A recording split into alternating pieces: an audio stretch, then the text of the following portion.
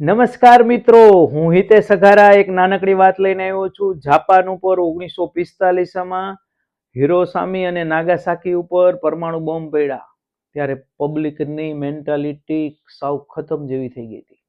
ત્યારે 1948માં જે પીએમઓ આવ્યા ને એને પીએમઓએ પહેલી જાહેરાત કરી કે આપણે 10 વર્ષ પછી ટેક્સટાઇલમાં નંબર 1 બનશું. ત્યારે એની આજુબાજુની પબ્લિક હતી ને બધી વિચારતી હતી કે આપણી પાસે કાચો માલ નથી, આ નથી, ને સાહેબ એવું કહે છે કે આપણે નંબર 1 બનશું. ત્યારે એના પીએમએ જે કીધું હતું ને બહુ મહત્વનું હતું. એને એવું કીધું આપણી પાસે શું નથી ને એ નથી જોવાનું, આપણી પાસે શું છે અને આપણે શું કરી શકીએ. આ 10 વર્ષના ગોલને નાના નાના ટુકડામાં વિભાજિત કરી નાખી. આપણી પાસે જે છે એનાથી આપણે બેસ્ટ કેમ કરી શકીએ, શું લાવવું પડશે એ લઈ આવીએ. બાકી 10 વર્ષ પછી આપણે નંબર 1 પોઝિશન ઉપર ટેક્સટાઇલમાં હશું જ. એવો વિશ્વાસ એને પબ્લિકમાં આવવા માંડ્યો.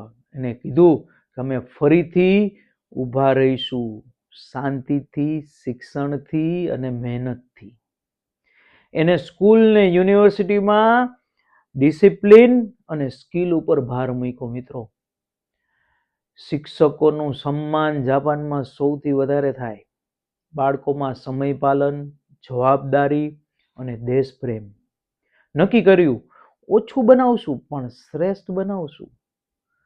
કાઇઝન ફિલોસોફી જાપાનની, રોજ કંઈક થોડોક સુધારો કરવાનો. ખરાબ વસ્તુ બનાવી અપમાન બરાબર છે.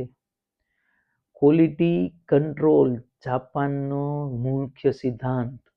એનો દરેક નાગરિક, એના પીએમઓ કહેતા કે એ દેશનો સૈનિક છે. ફેક્ટરી એ રણક્ષેત્ર છે. કામ એ જ દેશ સેવા છે. યુદ્ધ નહીં, ઓનલી ફોર વિકાસ. આ કાર્યથી એને 10 વર્ષમાં નંબર 1 પોઝિશન ઉપર આવ્યા. બીજા 10 વર્ષનો ગોલ આપ્યો કે હવે આપણે ટેકનોલોજીમાં નંબર 1 બનવું છે.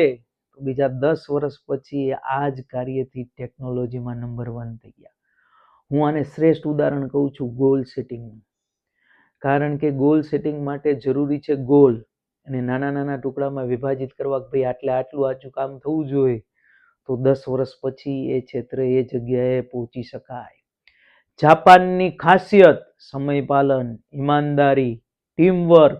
એનાથી એનું શ્રેષ્ઠ રિઝલ્ટ એને જનરેટ કર્યું. નીતિ બદલી એટલે વિચાર બદલાના મિત્રો. વિચાર બદલાય એટલે કાર્ય બદલાય, કાર્ય બદલાય એટલે દેશની પ્રગતિ થાય.